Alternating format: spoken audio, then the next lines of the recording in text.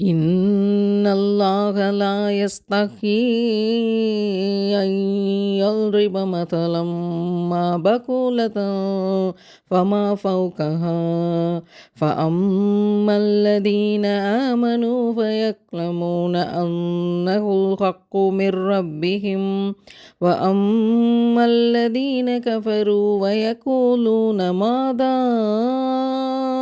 அரதல்லாஹு பிஹாதா மஸலா யுலில்லு பிஹி கஸீரன் வயஹ்தி பிஹி கஸீரா வமா யுலில்லு பிஹி இல்லல் ஃபாசிகீன்.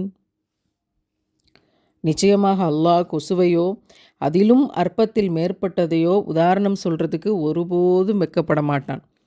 இறை நம்பிக்கை கொண்டவர்கள் அந்த உதாரணம், சின்ன உதாரணத்தில் இறைவன் இவ்வளோ பெரிய உண்மையை சொல்லிட்டானே அப்படின்னு ஆச்சரியப்படுவாங்க. ஆனால் இறை நம்பிக்கையற்றவர்கள் இவ்வளோ கேவலமான உதாரணத்தின் மூலம் இறைவன் என்ன பெருசாக நாடிட்டான் அப்படின்னு ஏளனமாக பேசுவார்கள். அப்போது இந்த மாதிரி ஏளனப்படுத்துபவர்களை வழிகேட்டில் இறைவன் விட்டுறான்.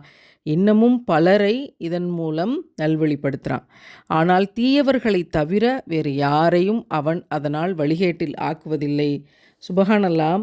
இறைவன் எவ்வளவு பெரிய பெரிய மகத்துவங்களை இந்த கொசுவை உதாரணமாக வைத்து சாதாரணமாக புரிய வச்சுட்டா அப்படின்னு விளங்குச்சுன்னா நம்ம இறைவனால் பாதுகாக்கப்பட்டுட்டோம் அப்படின்னு புரிஞ்சுக்க முடியும். நாம் உயிரினும் மேலாக நேசிக்கும் முத்தம நபிகள் நாயகம் ஸல்லல்லாஹு அலைஹி வஸல்லம் அவர்கள் மிக தெளிவாக சொல்கிறாங்க, இறைவனிடம் இந்த உலகத்தின் மதிப்பு என்பது ஒரு கொசுவின் இறக்கை அளவு கூட இல்லை. அவ்வாறு இருந்திருக்குமானால் தன்னையே நிராகரிக்கும் இறை மறுப்பாளனுக்கு குடிக்க ஒரு வாய் தண்ணி கூட இறைவன் கொடுத்திருக்க மாட்டான். எவ்வளவு அழகாக சொல்லியிருக்காங்க. இதை கேட்கிற போதே இந்த உலகத்தினுடைய பிரம்மாண்டமும் அற்பமான இந்த பூமி என்கின்ற மகத்துவமும் புரியும் என்றால், பூமியே அற்பமானது. இவ்வளவு பெரிய பிரம்மாண்ட படைப்பு, இவ்வளவு பெரிய அந்தரத்தில் தொங்கிக் கொண்டிருக்கின்ற பூமி உருண்டையே அற்பமானது என்றால், அதில் ஒட்டி கொண்டிருக்கிற மனிதர்கள், அவனுக்குள் இருக்கிற தலைக்கணம், நான் யார் தெரியும்ல என்ற அவனுடைய போக்கு, இதெல்லாம் எத்தனை அற்பமானதுங்கிற, நீ எல்லாம் ஒன்றுமே கிடையாது அப்படிங்கிற விஷயத்தை இறைவன் கொசுவின் மூலமாக புரிய வைக்கிறான்.